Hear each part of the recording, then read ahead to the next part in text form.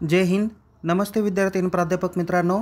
Mister अक्षय बळे SPPU exam update या YouTube चॅनलमध्ये आपणा सर्वजणांचं पुन्हा एकदा स्वागत आहे. या व्हिडिओमध्ये आपण MCOM part first semester second 2023 credit पॅटर्नमधील कॉस्टिंग स्पेशलायझेशन असणाऱ्या विद्यार्थ्यांना जो व्हरायन्स ॲनालिसिस आणि इंटरप्रिटेशन हा सब्जेक्ट आहे, तर येणाऱ्या परीक्षेमध्ये यामध्ये प्रॅक्टिकल प्रॉब्लेम्स येतील का, नेमकी कोणत्या चॅप्टरवर असतील आणि ब्रॉड क्वेश्चन्स कोणते आणि शॉर्ट क्वेश्चन नेमकी कोणते असू शकतात याबाबत आपण या व्हिडिओमध्ये माहिती घेणार आहोत. तर विद्यार्थी मित्रांनो, शेवटपर्यंत हा व्हिडिओ नक्की बघा. आवडल्यास या व्हिडिओला लाईक करा, शेअर करा. अधिक माहितीसाठी आपण आपल्या यूट्यूब चॅनलला सबस्क्राईब करायला विसरू नका. तसेच परीक्षेबाबत अद्ययावत माहितीसाठी आपण आपल्या टेलिग्राम चॅनलमध्ये सहभागी होऊ शकता. लिंक डिस्क्रिप्शन बॉक्समध्ये देण्यात आलेली आहे. विद्यार्थी मित्रांनो, काही महत्त्वाचे जे काही अपडेट्स असतात ते आपण आपल्या टेलिग्राम चॅनलमध्ये देत असतो, म्हणून टेलिग्राम चॅनलचे जे काही मेसेज आहे ते देखील आपण काळजीपूर्वक बघत जा. तर विद्यार्थी मित्रांनो, याच्या अगोदरच्या व्हिडिओमध्ये मी तुम्हाला काही प्रॉब्लेम किंवा काही फॉर्मॅट मी तुम्हाला दिलेले होते, ज्यामध्ये क्वेश्चन नंबर 1 जो काही सांगितला होता तो MCQ होता. त्यानंतर क्वेश्चन नंबर 2 हा ब्रॉड क्वेश्चन होता, त्याला ऑर पण ब्रॉड क्वेश्चन होता 10 मार्कासाठी. MCQ होते 5 मार्कासाठी. तिसरा नंबर जो क्वेश्चन होता तो देखील ब्रॉड क्वेश्चन दुसऱ्या चॅप्टर होता, त्याला ऑर पण एक ब्रॉड क्वेश्चन दुसऱ्या चॅप्टरवर होता 10 मार्काला. आणि क्वेश्चन नंबर 4मध्ये शॉर्ट नोट्स होत्या, त्या 10 मार्काला होत्या. सो अशा पद्धतीने टोटल 35 मार्काचा क्वेश्चन पेपरचा फॉर्मॅट मी तुम्हाला कालच्या व्हिडिओमध्ये सांगितलेला होता किंवा या अगोदरच्या व्हिडिओमध्ये सांगितलेला होता. पण काही विद्यार्थी विचारत आहे, सर याच्यामध्ये चॅप्टर नंबर 1वर आधारित काही प्रॅक्टिकल प्रॉब्लेम्स येतील का? तर विद्यार्थी मित्रांनो, तुम्हाला माहिती आहे की शैक्षणिक वर्ष 2023-24 पासून NEP हा जो काही सिलेबस आहे तो MCOM या अभ्यासक्रमासाठी लागू झालेला आहे.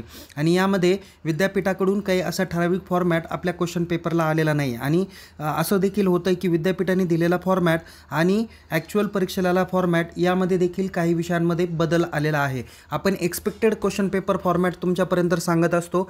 तुम्ही जर का तेवढी तयारी केली तर निश्चित तुम्हाला चांगल्या पद्धतीने मार्क्स हे भेटतील.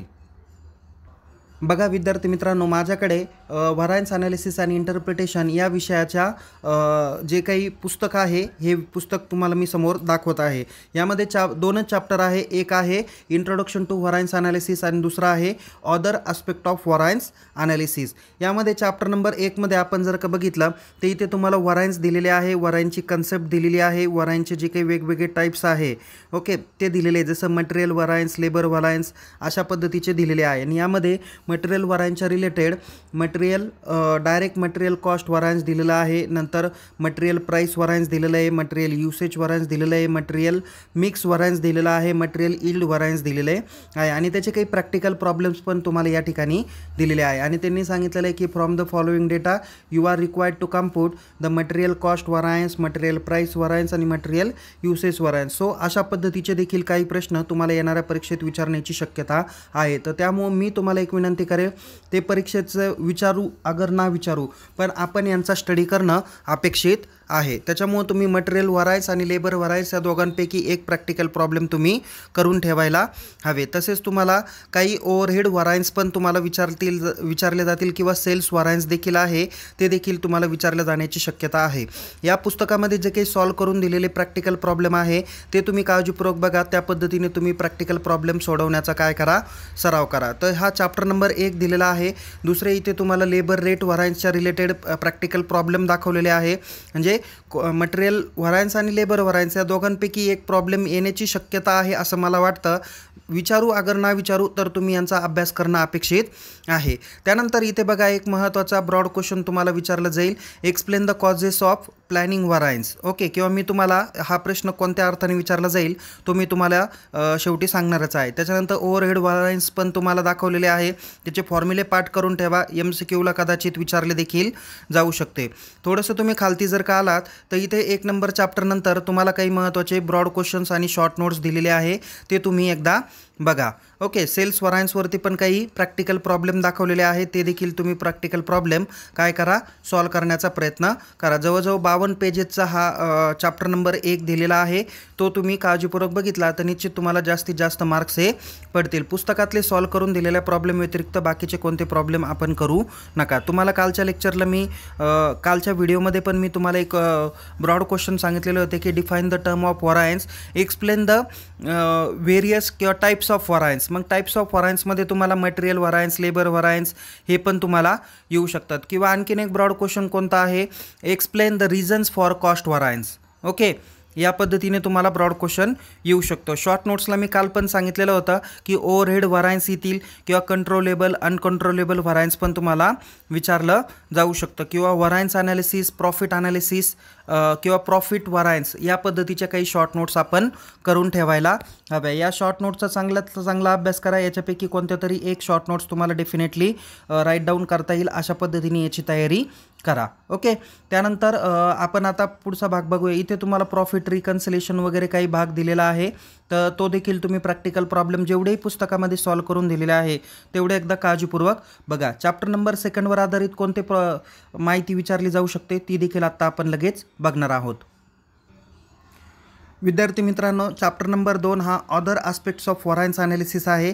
यामध्ये जे काही महत्त्वाचे प्रश्न होते ते मी ऑलरेडी तुम्हाला कालच्या व्हिडिओमध्ये सांगितलेले होते. मी पहिल्यांदा सगळ्यात शेवटी इथे येतो. ते म्हणजे explain the following concept, that is the disposition of variance and determination of variance. किंवा तुम्हाला ब्रॉड क्वेश्चनला कोणता प्रश्न विचारला जाऊ शकतो की explain in details the various techniques of investigation of variance. किंवा इन्व्हेस्टिगेशन ऑफ व्हरायन्स या नावाने सुद्धा शॉर्ट नोट्स विचारली जाऊ शकते. किंवा आणखीन एक ब्रॉड क्वेश्चन आहे, एक्सप्लेन किंवा state about the analysis of variance by causes. म्हणजे व्हरायन्स येण्याची वेगवेगळी कारणं कोणकोणती आहे. शॉर्ट नोट्सला प्रश्न असतील मॅनेजरल युसेस ऑफ व्हरायन्स, त्याच्यानंतर व्हरायन्स रिपोर्ट आणि व्हेरियस कंट्रोल रेशोज. ओके, या पद्धतीने तुम्हाला ब्रॉड क्वेश्चन्स विचारले जातील. इथं बघा काही प्रॅक्टिकल प्रॉब्लेम दिलेले आहे, तर ते प्रॅक्टिकल प्रॉब्लेम तुम्ही जर का काळजीपूर्वक बघितले ऑलरेडी सॉल्व करून दिलेले आहे, ज्यामध्ये तुम्हाला वेगवेगळे रेशो दिलेले आहे, जसं इफिशियन्सी रेशो, कॅपॅसिटी रेशो हे दिलेले आहे. तुम्ही हे प्रॅक्टिकल प्रॉब्लेम व्यवस्थित सॉल्व करून बघा. काही ॲक्टिव्हिटी रेशो आहे ते देखील तुम्हाला येईल, म्हणजे इफिशियन्सी, ॲक्टिव्हिटी आणि कॅपॅसिटी हे रेशो काळजीपूर्वक बघा. यावर आधारित प्रॅक्टिकल प्रॉब्लेम पण विचारला जाण्याची शक्यता आहे. शक्यतो तरी मला असं वाटतं की क्वेश्चन नंबर 1 हा MCQ, त्याच्यानंतर क्वेश्चन नंबर 2 हा प्रॅक्टिकल प्रॉब्लेम लॉवर एक थेरी प्रश्न विचारला जाऊ शकतो ब्रॉड. त्यानंतर क्वेश्चन नंबर 3मध्ये सुद्धा एक प्रॅक्टिकल प्रॉब्लेम आणि एक थेरी क्वेश्चन विचारला जाण्याची शक्यता आहे. आणि क्वेश्चन नंबर 4मध्ये तुम्हाला शॉर्ट नोट्स विचारण्याची शक्यता आहे. सो या पद्धतीने तुम्ही वेगवेगळे काय करा, रेशो वगैरे व्यवस्थित करा. काही व्हरायन्स ॲनालिसिस आहे ते देखील तुम्ही काळजीपूर्वक चॅप्टर बघा. ओके, जसं की इथे factors to be consider for decision of investigation variance असे पण प्रॉब्लेम दिलेले आहे. मोठे मोठे जे काही प्रश्न आहे त्या प्रश्नांवर आधारित ब्रॉड क्वेश्चन हे तुम्हाला विचारले जाण्याची शक्यता आहे. त्यामुळं आपण काळजीपूर्वक हे माहिती एकदा बघा.